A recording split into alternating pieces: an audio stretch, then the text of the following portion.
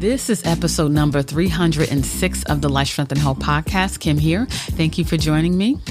This is actually a bonus episode. We just released episode 305 yesterday, and the title of that was Black Men's Health from a Holistic Perspective.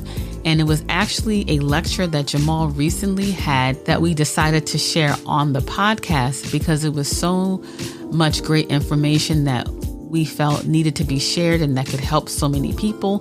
So we decided to share it on the podcast.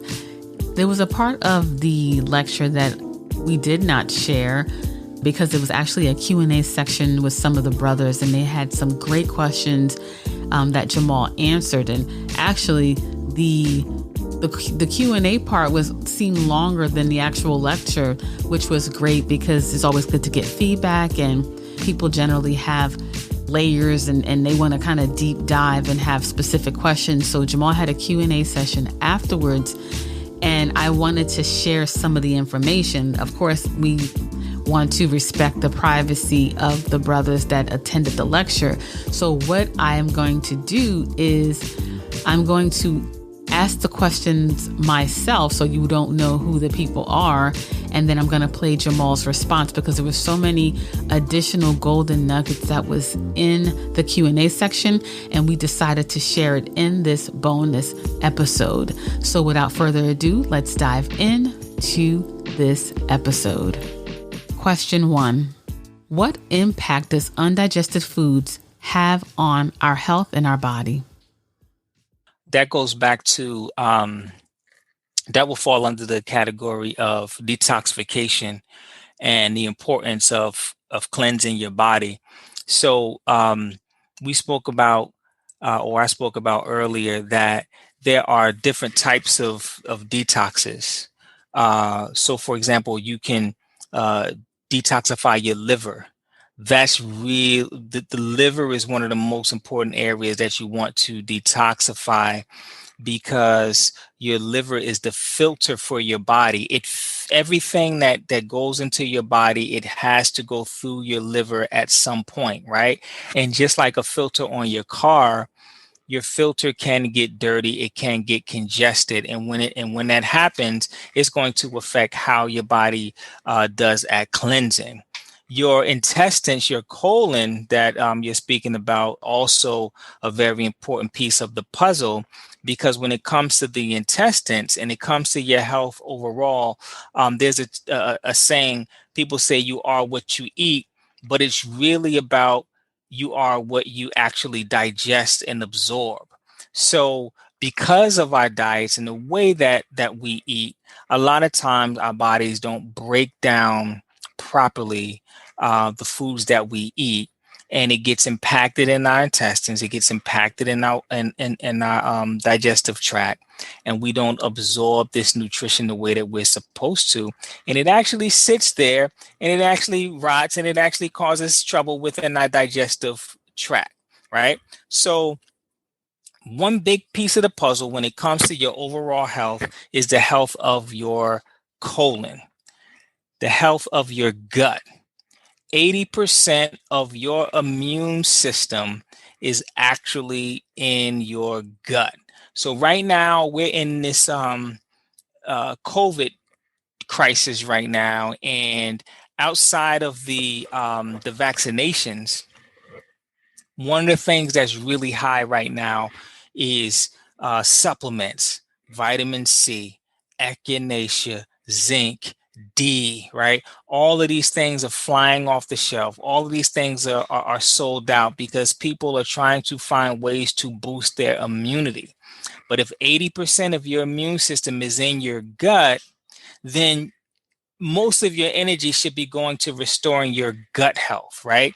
And when we talk about gut health, we're talking the gut is vast, and there's a lot of things that can happen in the gut. But when we talk about overall good gut health, we're talking about normal bowel movements, right? So whenever you eat something, Food is supposed to travel through your body within 24 hours. So right now it's 8:14. If I eat something, this meal that I eat right now should be leaving by 8:14 tomorrow, 24 hours, and anything that I eat in between should be leaving my system. So when your body's working like clockwork, things are moving through the way that it's supposed to. You're moving your bowels multiple times a day. When you're exceeding that amount of time, if you're having bowel movements every other day, every 30 hours, if you're eating 4 times a day, your stool is super loose, like all of these things are indicators that something is off in your system. We actually see people that are only moving their bowels once or twice a month, right? So in those cases, we're talking about extreme constipation, sometimes once a month, right? Extreme constipation. So we know something is off in the gut. Another piece of the puzzle when it comes to your gut is your bacteria, right? We in our bodies, we have good bacteria and we have bad bacteria. We want to make sure that we're doing things and we're eating in a way that's going to help to build up this good bacteria. You can buy probiotics for the good bacteria, but you always want to try to get your good bacteria through your foods. And some one food that is easy to get the good bacteria is a raw natural sauerkraut. Sauerkraut is going to give you the good bacteria, and then you could also buy probiotics, and that's going to give you the good bacteria as well. So those are two great pieces of the puzzle when it comes to your gut health overall. Question 2. What are some ways to practice mindfulness each day? I think that have you ever heard of essential oils? Yeah. So, if you're able to get your hands on some essential oils, I think that those are really good tools to have because, like, if you get 100% essential oils, like they can change your mental state, like just like that, right? So, two really good oils to get is peppermint oil and lavender oil. Peppermint oil refreshes the mind. It increases mental alertness and it gives you energy. So you can breathe the peppermint oil before class. You could breathe it like just first thing in the morning to kind of get you going in the morning. And then lavender oil that helps to calm the mind down. It balances out the left and the right brain. And it helps to release emotional tension in the body. So just by um, breathing lavender and just kind of being mindful of the things that you may be holding on to, that's a really good start. That's something that you can do and have an instant shift, right? Like immediate. So I think that's important to have something that for the immediate shift, but for the long term shifts, I think having a meditation practice is really a really powerful thing to do. And I'm going to give you a really basic meditation technique that you can start working on, and it's powerful, right? So just like we were doing earlier, you want to sit in an upright position. You want your back to be straight. You want your mouth to be closed, tongue at the roof of your mouth, eyes closed, and you're just going to breathe normally. You always want to try to breathe through your belly, like you want the belly to expand and rise. You want to always breathe through your nose, and what you're trying to do is you're trying to count 10 breaths, right? So you'll start with the first breath. Inhale, exhale, that's 1, right? Next breath, inhale, exhale, that's 2. So the whole time you're just thinking about breathing in, breathing out, just being mindful of no thoughts. As soon as a thought pops in your mind, that hits the reset button. So now you start over. So let's say if you get to the third breath and a thought comes in, man, I gotta study, right? As soon as that happens, you reset and you start breathing over again, right? So the goal is to try to get to 10 breaths without thinking anything. In the beginning, second breath, first breath, you'll think of things. Third breath, you'll think of things. But the more that you do it, you'll notice that you'll be able to just be empty for longer periods of time, and eventually you'll get through 10 breaths, 20 breaths, 30 breaths. So you can start out, just set your timer for 5 minutes, and you can start it with just 5 minutes. And when you're able to go for 5 minutes with not having these thoughts, then you can make it 12 minutes, and you can just scale all the way up to 20, 30 minutes. And if you can go that long without like things popping in your head, then what happens is that's a whole nother level of mentalism, like as far as you having control over like the things that you want to focus on, and not letting all of these other things just kind of jump in at all different times. It takes time to work up to that point. You could even start as little as 2 minutes, but that's a great way, more long term wise, to work on mindfulness. Question 3. What are some things that can be done for liver gallbladder health? Yeah, absolutely. Fine. Remember one of the things when we were talking about just holistic health, you want to look at first, you want to look at the things that will cause the gallbladder to be out of balance in the first place, and you want to address that. So when it comes to gallbladder health, one of the major things that stresses your gallbladder out is overeating, right? So even if you're eating healthy, if you're overeating, you're eating till you're stuffed, that's going to stress your gallbladder out, right? So you want to eat until you're satisfied. So maybe like 80%. The second thing is late night eating. So when you eat late at night, you're going to sleep with food on your stomach. That's going to stress your gallbladder out as well. So you want to make sure that you're giving yourself like eating like 3, 4 hours before bed. That's going to that's going to take the stress off of your gallbladder. Another thing is too much greasy food. So we already know that it's a challenge to break it down. So you don't want to overdo it and have too much at one time. And you want to stay away from those bad oils, all of the oils that you know to be bad. You want to stay away from them. And most of the ones that you know to be good, you want to stay away from those too. Um, Good quality oils, obviously, it's going to come from food. But as far as oil additives, excuse me, coconut oil, olive oil, those oils are great that you can use. And then I would recommend actually taking some ox bile, right? So the ox bile will serve as the extra bile that you need. So when you take it, it will help your body to digest like fats better. When it comes to taking the bile, right, we're trying to stimulate your own production. So you're not just going to, like, let's say if the instructions say take 2 a day, you're not just going to take 2 a day. You want to rotate between 1 and 3 capsules. So, like, if you take 1 capsule for breakfast, then for lunch take 3, then for dinner take 1. Then the next morning don't take anything. So rotate between those 3 for the entire bottle, and doing it that way helps to stimulate your own bio production. So between that and the stuff that you're taking, and following the guidelines of not stressing it out, right, and eating the healthy fats and things like that, that's going to kind of point you in the right direction to find balance, with it. Question 4. When it comes to sports where you have to achieve a certain weight, what are some healthy ways to do this? Yeah, well, let me just say this, that um, a lot of the sports that that require like a lot of like weight cutting and things like that.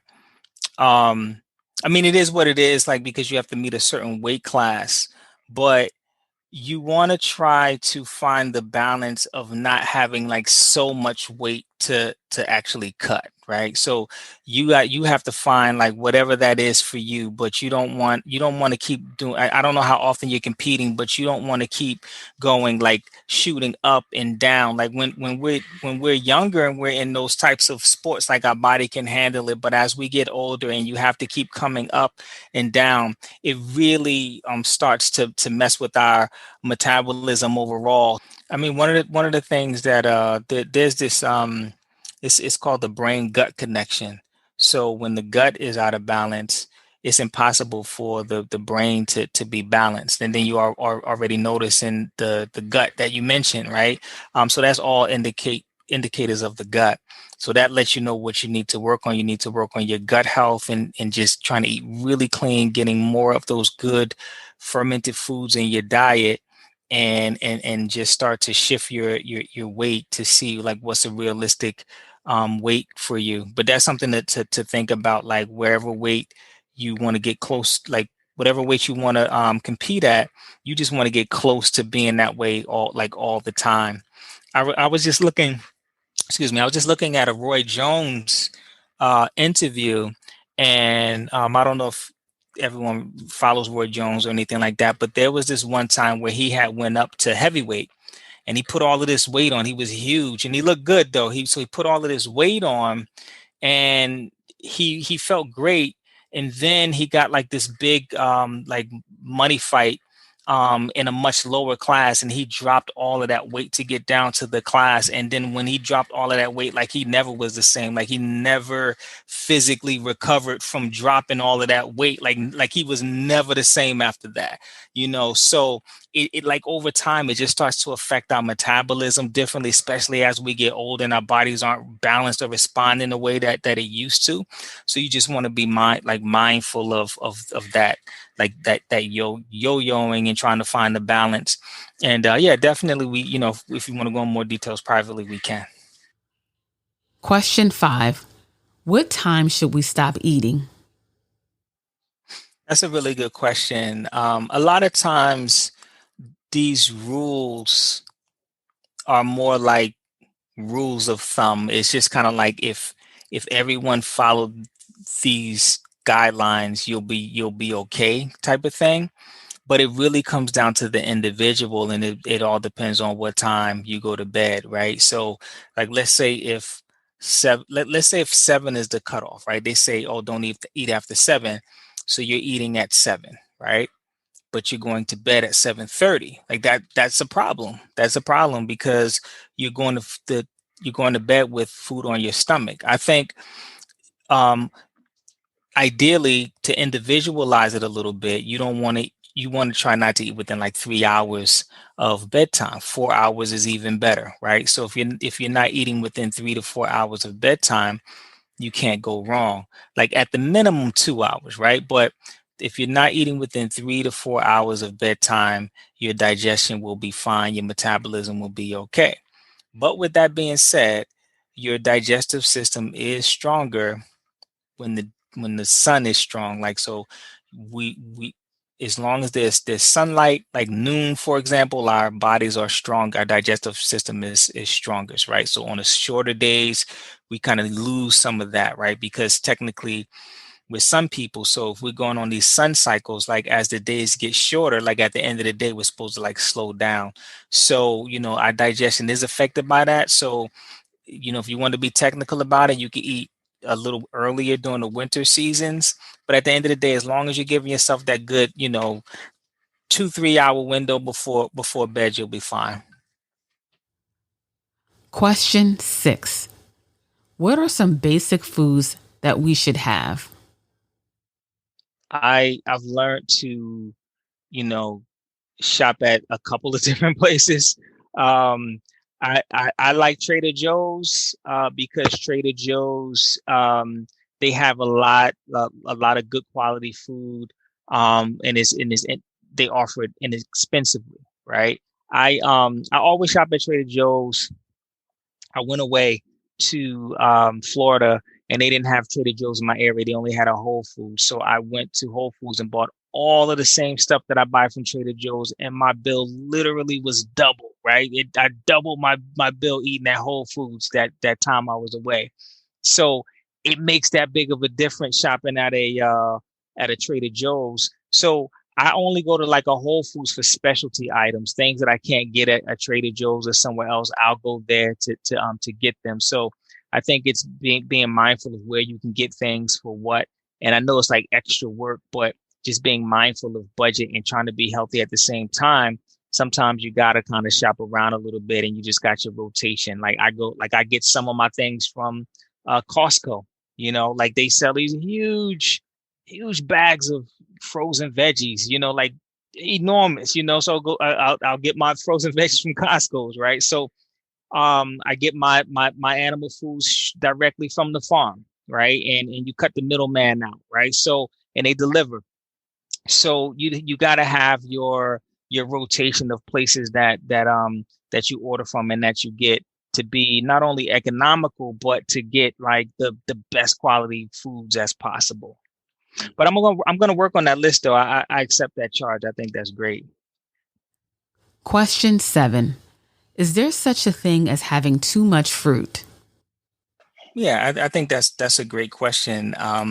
Because fruits, I feel, kind of get well, one of the things that can get us in the most trouble just because they are really healthy, and we don't normally think about the sugar content that's in fruit. We just say, "Oh, this is healthy. I can have as much as I need, as much as I want."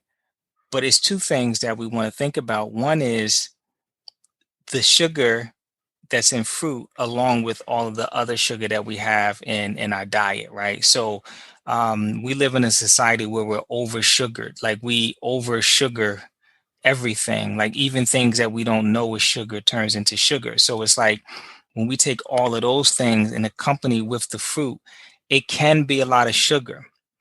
The thing with fruit, right? When we look at fruit for what it is, um, fruit has a season, right?